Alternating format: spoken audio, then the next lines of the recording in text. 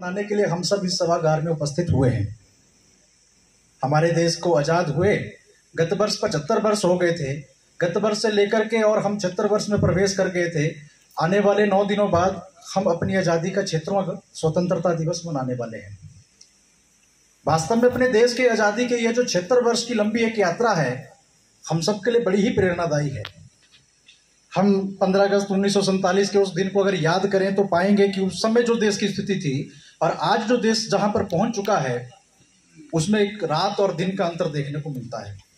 भूमिका के रूप में शैक्षिक महासंघ के पदाधिकारियों ने कुछ एक भूमिका के रूप में हमारे देश के और इस कार्यक्रम के इस तीर्थ यात्रा के बारे में कुछ एक संक्षेप रूप में आपके सामने रखा। हमारे देश को आज़ाद हुए 76 वर्ष हो गए। हमने इस 76 वर्ष की यात्रा में बहुत सारी तरक्की, बहुत सारे क्षेत्रों में तरक्की की। हम सब जब देश आज़ाद हुआ तो देखते हैं कि हमारे देश के अंदर रात के अंदर घरों में जलाने के लिए लालटेन भी नहीं था। आज हमारे देश के प्रत्येक गांव तक बिजली पहुंच गई। ऐसा साधन संपन्नता वाला अपना देश हो गया। हमारा देश कभी भी छिन्न भिन्न देश नहीं रहा। हमारा देश एकजुट समरसता भरा देश रहा। एक दूसरे के साथ हम सौहार्दपूर्ण से अपने रीति रिवाज को मनाते हुए आगे बढ़ने वाला देश रहा। आज़ादी के इस 76 वर्ष में प्रवेश करते हुए हमें अपने देश के थोड़े इतिहास के बारे में भी जानना चाहिए।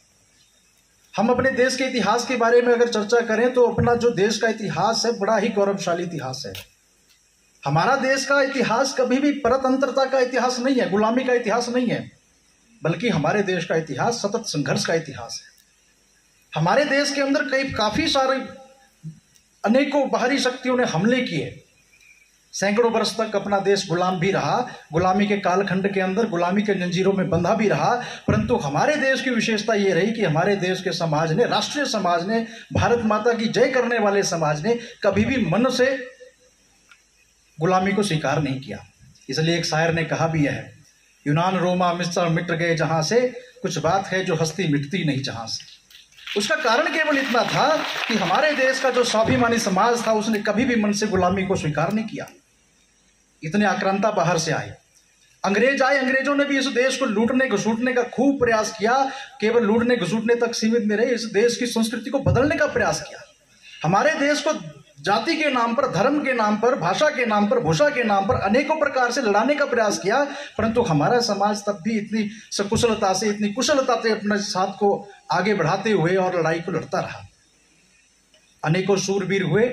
देश के इतिहास के अंदर अगर हम खोजबीन करेंगे तो भारत के अंदर भारत को एक साथ कभी गुलाम किसी शक्ति ने नहीं बना सके। शक आए, हूण आए, यवन आए, कितने ही आक्रांता बाहर से आए, परंतु कोई उत्तर से आता था तो केवल उत्तर में अपना राज्य कर पाता था। दक्षिण का हिस्सा गुलामी के बिना रह जाता था। कोई पूर्व से आता था तो दक्षिण का हिस्सा और पश्चिम का हिस्सा छूट जाता था। एक साथ पूरे देश ने कभी भी गुलामी सुख को स्वीकार नहीं किया। हमारे देश के अंदर ऐसे अनेकों शूरवीर पैदा हुए। छत्रपति शिवाजी थे, महाराणा प्रताप थे, गुरु गोविंद सिंह जी थे। हमारे इस क्षेत्र के अंदर कई राजा वीर शूरवीर हुए हैं। हम सब ने उनका इतिहास विस्तार पूर्वक सुना है, इसलिए उनकी ज्यादा चर्चा आपके सामने नहीं कर रहा हूं।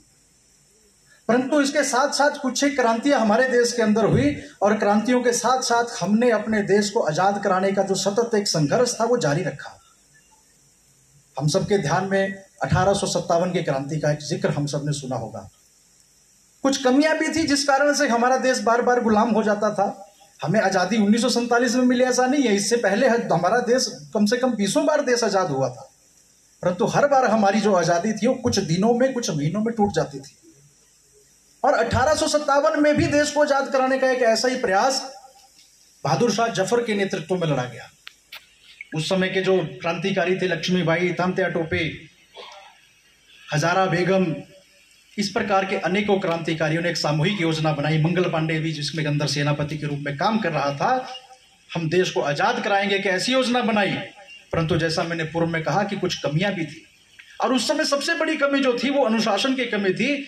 हम सब क्रांति तो कर रहे थे परंतु सब अपने अपने क्षेत्र में क्रांति कर रहे थे। सामूहिक क्रांति का एक अभाव अपने देश के अंदर देखने को मिलता था। 1857 में एक सामूहिक क्रांति करने का प्रयास अपने देश के अंदर बहुत जोरों शोरों से हुआ। 30 मई को क्रांति शुरू होनी थी।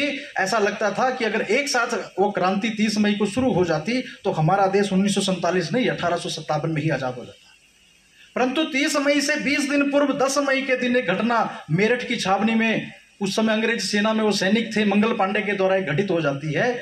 जो क्रांति 30 मई को शुरू होनी थी वो 10 मई को शुरू हो जाती है। वह क्रांति की जो एक ज्वाला, जो प्रखर और एक ओजस्वी तरीके से एक प्रकांड और उच्च स्तर पर पहुंच चुकी थी, 20 दिन पहले शुरू होने के कारण से वो जो हमारी क्रांति की यात्रा थी वो छिन्न भिन्न हो गई। छुट-पुट जगहों पर अलग अलग क्रांति शुरू हो गई। जो सामूहिकता का भाव एक दिखना चाहिए था क्रांतिकारियों में, वो अभाव ही रह गया, जिस कारण से हमारा देश 1857 में आजाद नहीं हो पाया। परंतु इसके बावजूद हमने क्रांति की जो ज्वाला थी वो शांत नहीं होने दी। हमारे देश के अंदर आजादी को प्राप्त करने के लिए समय समय पर अनेकों शूरवीर हुए। उसमें डॉक्टर एडगेबार जी, चंद्रशेखर आजाद, भगत सिंह, सुखदेव, मदन लाल ढींगरा, अशफाक उल्लाह खान, राम प्रसाद बिस्मिल, इन सब के नाम हम सब ने सुने होंगे। इन सब के जीवन का अगर हम व्यक्तिगत जाकर के अध्ययन करेंगे तो पाएंगे कि इन सब क्रांतिकारियों ने कभी भी देश की आजादी की लड़ाई को फीका नहीं पड़ने दिया। जब देश के अंदर दो दल हो गए, गर्म दल और नरम दल, नरम दल का नेतृत्व महात्मा गांधी जी करने लगे, गर्म दल का नेतृत्व चंद्रशेखर आजाद, भगत सिंह आदि जैसे अनेकों क्रांतिकारी करने लगे, तब भी क्रांति ठीक ठाक चल रही थी। समाज को, देश को आजाद कराने के लिए सब मिलजुल करके प्रयास कर रहे थे। और उस समय की अगर हम परिस्थिति को ध्यान करेंगे तो जैसी परिस्थिति थी वैसे क्रांतिकारी हमारे देश के अंदर खड़े होते गए। अभी हमने नृत्य के माध्यम से भगत सिंह का और सुखदेव राजगुरु जी का चरित्र को थोड़ा सा समझने का प्रयास किया, परंतु उस समय की परिस्थिति को अगर हम देखेंगे तो 23 वर्ष की आयु में तो भगत सिंह को फांसी हो गई थी। कितना वह छोटा बालक था और कितना बड़ा उद्देश्य लेकर के वो देश के अंदर काम कर रहा था, उसके जीवन परिचय को वास्तव में हम सबको पढ़ना चाहिए। और पढ़ना ही नहीं चाहिए, उनसे क्रांति की एक ज्वाला लेकर के, उनसे प्रेरणा लेकर के अपने समाज को एकजुट करने का पुनः काम भी करना चाहिए। भगत सिंह की एक छोटी घटना उनके बाल्यकाल की आती है। जब वो छोटे थे तो उनके पिताजी किसान थे। लायलपुर उनका गांव, जो वर्तमान में लाहौर के पास में है, खेती करते थे। पिताजी खेत में एक आम का पौधा उन्होंने बीजना था, तो आम की गुठली जमीन में दफना रहे थे। और छोटा भगत सिंह अपने पिता को पूछता है, पिताजी क्या कर रहे हो? पिता ने सहज स्वभाव से उत्तर दिया, मैं ये आम की गुठली लगा रहा हूं। इसको लगाने से क्या होगा? इसको लगाने से आम का पेड़ होगा। आम के पेड़ पे क्या होगा? तो बहुत सारे आम लगेंगे। भगत सिंह ने इतनी बात सुनी, अपने अपने घर चले गए, पिताजी साथ चले गए। अगले दिन सुबह भगत सिंह अपने घर में एक छोटा सा खिलौना, जो बंदूक का खिलौना था, बंदूक के खिलौने को लेकर के खेत की ओर गया।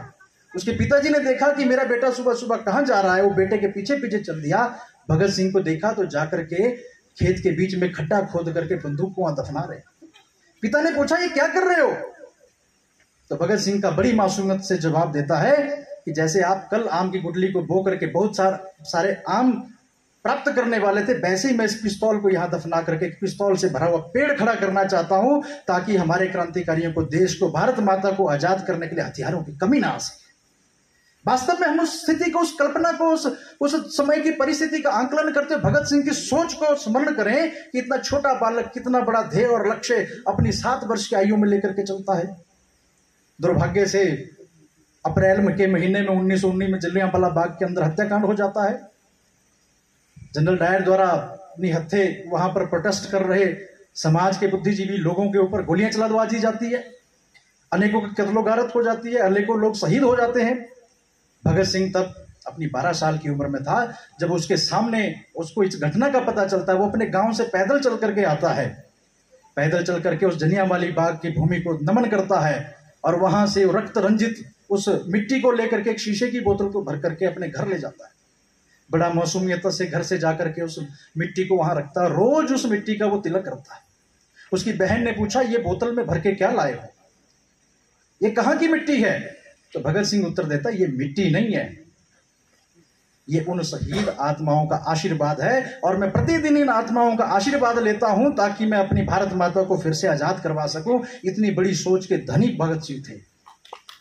जब देश के अंदर क्रांतिकारियों के लिए क्रांति के बीच में धन के रूप में एक कमी आने लगी, क्रांति खत्म करना पड़ेगी, चंद्रशेखर आजाद भी चिंतित हो गए, अशफाक उल्लाह खान भी चिंतित हो गए, सुखदेव राजगुरु, राम प्रसाद बिस्मिल चिंतित हो गए कि क्रांति की ज्वाला को और आगे कैसे चलाएंगे। बिना धन से तो रोटी नहीं मिलेगी, हम क्रांति की लड़ाई कैसे लड़ेंगे। हम सब ने किताबों में पढ़ा भी होगा, कुछ लोगों ने सुना भी होगा, काकोरी कांड। अंग्रेज अपना खजाना तो मैं इसलिए नहीं कहूंगा क्योंकि भारत का ही खजाना था, भारत के खजाने को लूट करके विदेश ले जाने की योजना में एक ट्रेन से खजाने को ले जा रहे थे। क्रांतिकारियों ने योजना बनाई कि हम इस धन को लूटेंगे और लूट करके क्रांति की योजनाओं में समाज के उत्थान के लिए इस धन को खर्च करेंगे। हम सबको ध्यान में होगा, बड़ी ही कुशलता के साथ उस काम का नेतृत्व करने का जो जिम्मा था वो अशफाक उल्लाह खान के सिर पे चंद्रशेखर आजाद ने रखा और बड़ी कुशलता के साथ उन्होंने उस ट्रेन को लूटा। धन से क्रांति के अंदर जो आ रही बाधाएं थी उनको समाप्त किया, परंतु दुर्भाग्य से अशफाक उल्लाह खां और अपने राम प्रसाद बिस्मिल दोनों पकड़े जाते हैं, दोनों को जेल ले जाया जाता है। जो अंग्रेज सरकार थी उस समय उन्होंने दिल्ली के अंदर अशफाक उल्लाह खान को ले जाकर के एक मुस्लिम एसएसपी की ड्यूटी लगाई कि यह भी मुसलमान है, तुम भी मुसलमान हो, हम इनकी क्रांतिकारी गतिविधियों को कुचलना चाहते हैं, तुम इसके ऊपर प्रेशर बनाओ कि ये बाकी क्रांतिकारियों का नाम ले दे, वो कहां पर छुपे ये बता दे, हम इसे छोड़ देंगे। परंतु अशफाक उल्लाह खान ने छाती चौड़ी करते हुए, जोर से चिल्लाते हुए, भारत माता की जय का घोष करते हुए कहा, क्रांतिकारियों का कोई धर्म नहीं होता, क्रांतिकारियों का एक ही धर्म है और वो धर्म है भारत माता की जय। और उन्होंने इस बात से ऊपर उठ करके कि जाति धर्म ये सब बंधन आपके लिए होंगे, मेरे लिए इन सब बंधनों का कोई कारण नहीं है, मेरा एक ही धर्म है, वो है भारत माता को आजाद कराना। भगत सिंह जब जेल के अंदर जाने वाले थे उससे पहले उनके घर में उनकी मां ने उनसे कहा कि बेटा तू युवा हो गया, जवान हो गया है, सब लोग मुझे पूछते हैं, मैं तेरी शादी करवाना चाहती हूं। वो नौजवान युवक क्या अपनी मां को जवाब देता है, देश की आजादी ही मेरी दुल्हन है, दूसरा कोई मेरी दुल्हन नहीं बन सकता। ये बात कह करके रातों रात एक चिट्ठी घर में छोड़ करके चंद्रशेखर की आजाद की उस फौज में भर्ती होने के लिए पंजाब से निकल गए।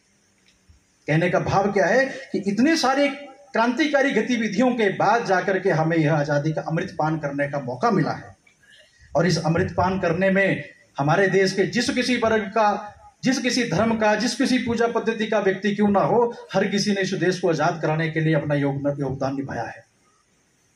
महात्मा गांधी जी ने अहिंसा के मार्ग पर चलकर देश को आजादी दिलाने का संकल्प किया और इस सारे आजादी के कालखंड में हम नजर घुमाएंगे तो मातृशक्ति का बड़ा योगदान है। हमारी माताएं बहनें भी कहीं पीछे नहीं थी। 1857 क्रांति में केवल एक नाम हम जानते होंगे, रानी लक्ष्मीबाई का, परंतु इतिहास को थोड़ा खंगालने का हम प्रयास करेंगे तो पाएंगे ऐसी अनेकों वीरांगनाएं हुई जिन्होंने इस देश को आजाद करने के लिए अपने आप को सर्वस्व रूप से अर्पण देश के सामने कर दिया। ऐसे कुछ नाम जो हम जानते हैं, दुर्गा भाभी करके एक लाहौर के अंदर जिन्होंने ये चंद्रशेखर आजाद और भगत सिंह जिनके छुपने की व्यवस्था, उनको हथियार मुहैया कराने की व्यवस्था जिनके जिम्मे थी, उनका नाम दुर्गा भाभी था।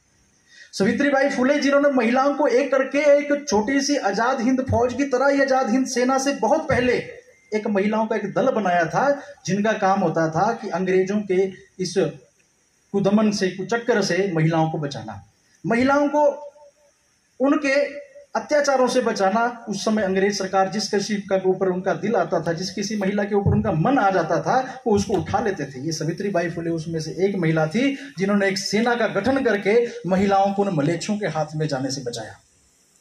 सरोजनी नायडू क्यों ना हो, भीखाजी कामा क्यों ना हो, हजारा बेगम क्यों ना हो, आमद सलाम क्यों ना हो, लक्ष्मी सहगल, अरुणा आसफ और बेगम हजरत महल जैसी अनेकों वीरांगनाएं इस देश के अंदर हुई जिन्होंने अपने परिवार की चिंता न करके, अपने बच्चों की चिंता न करते हुए इस देश को आजाद कराने के लिए सबके साथ कंधे से कंधा मिला करके लड़ने का प्रयास किया।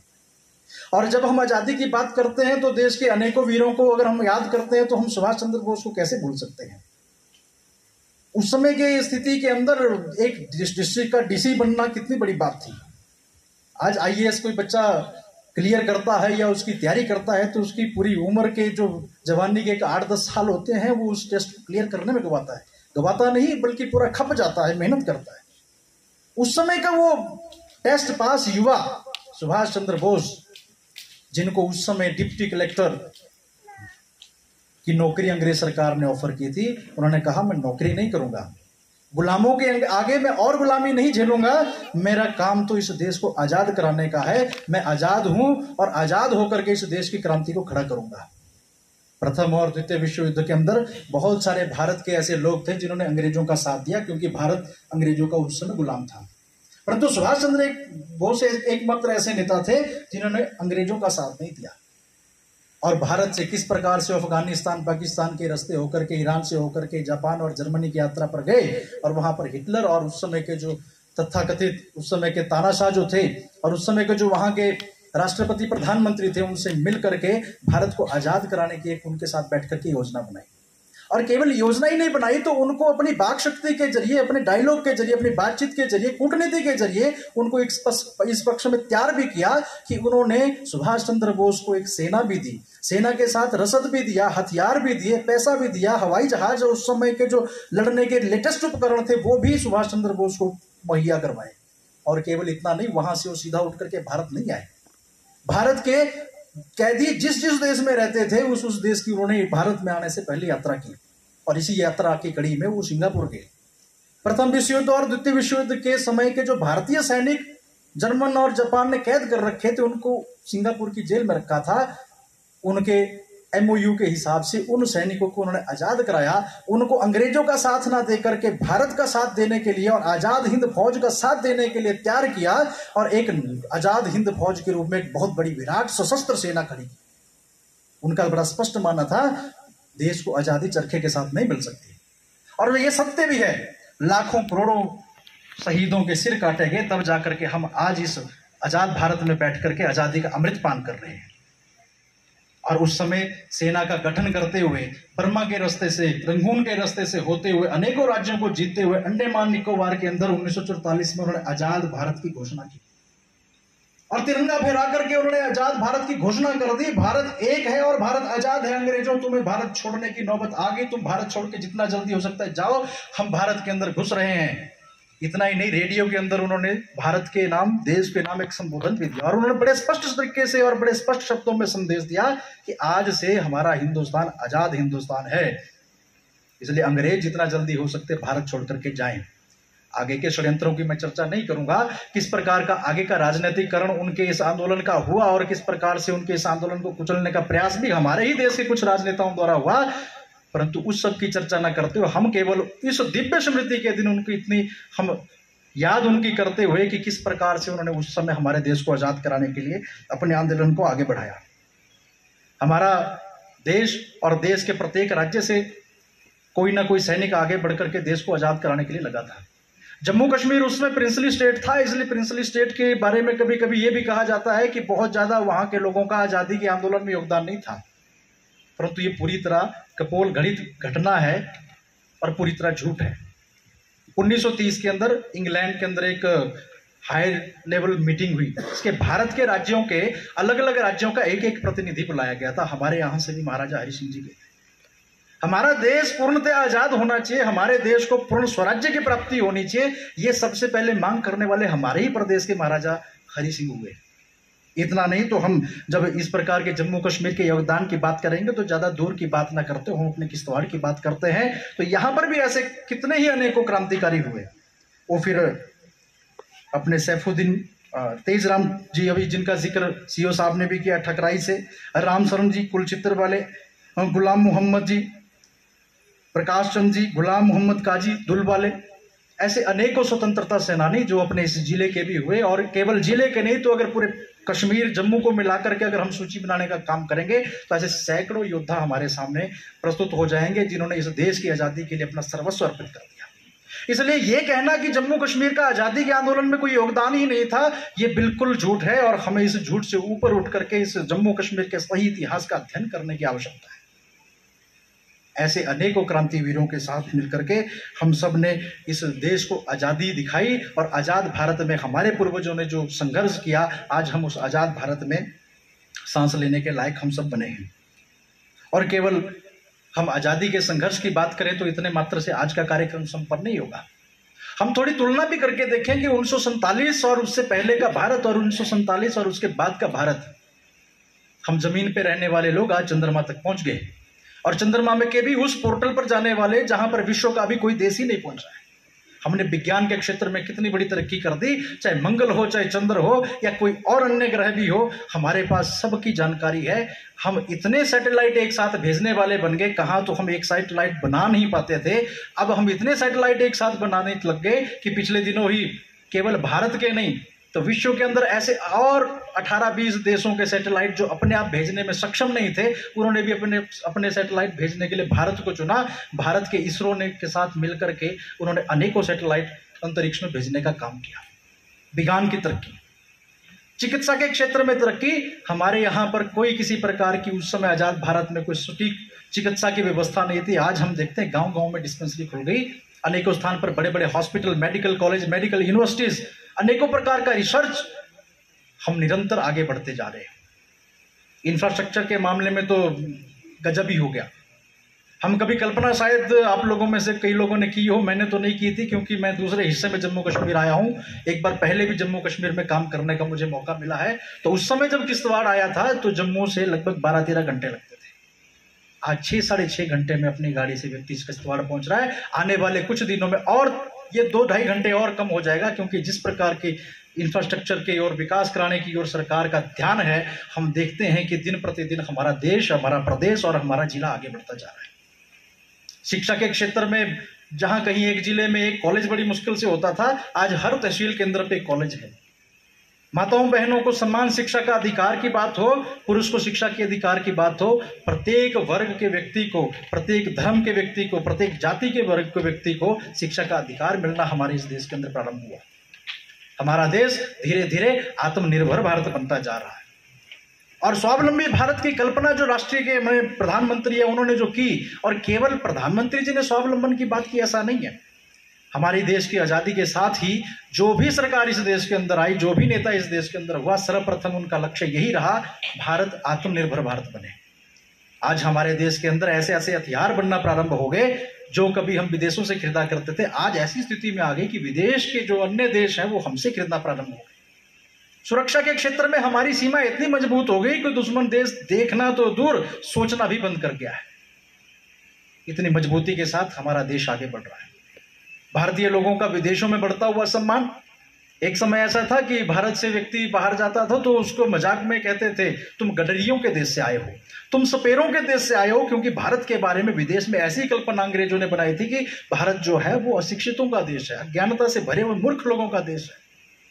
परंतु आज बड़े गर्व के साथ हमें गर्व करने के कई ऐसे अवसर प्राप्त होते हैं। नासा के अंदर जो कुल साइंटिस्ट है, उन कुल में से 40% जो साइंटिस्ट है वो भारत के रहने वाले हैं।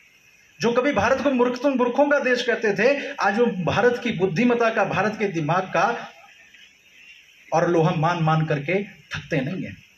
हम सबको इन सब बातों का गर्व करते हुए, अपने इस आत्मनिर्भर बनते हुए भारत के साथ साथ जिस कारण से हम सबको ये आत्मनिर्भरता आई है, ऐसे सब अनसंग हीरोज का सम्मान समय समय पर करते रहना चाहिए।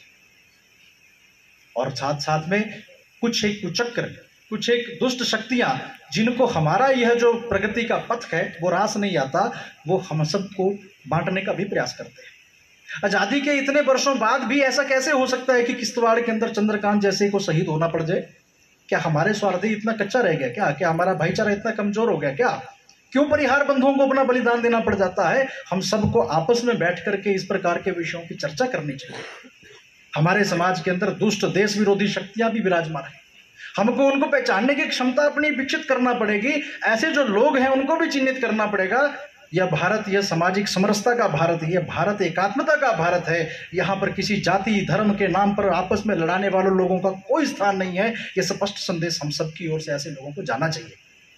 हमारा भारत जब तक समरस भारत नहीं होगा, एकात्म भारत नहीं होगा, तब तक हम आत्मनिर्भर भारत की कल्पना नहीं कर सकते। इसलिए आज के कार्यक्रम में इस सभागार में उपस्थित प्रत्येक सज्जन से मेरा निवेदन है कि हम इस प्रकार की समरसता लाते हुए अपने देश को आत्मनिर्भर बनाएं, और आत्मनिर्भर बनाते हुए अपने जो ऐसे अनसंग हीरोज हैं जिनको कारण से हमें आज इस आज़ाद भारत के अंदर खुली छत के नीचे, खुले आसमान के नीचे सांस लेने का मौका मिल रहा है, उनका दिव्य स्मरण भी समय समय पर हम करते रहें, और ऐसे अनेकों शक्तियों के साथ सचेत रहते हुए समाज को आगे बढ़ाने का काम करें।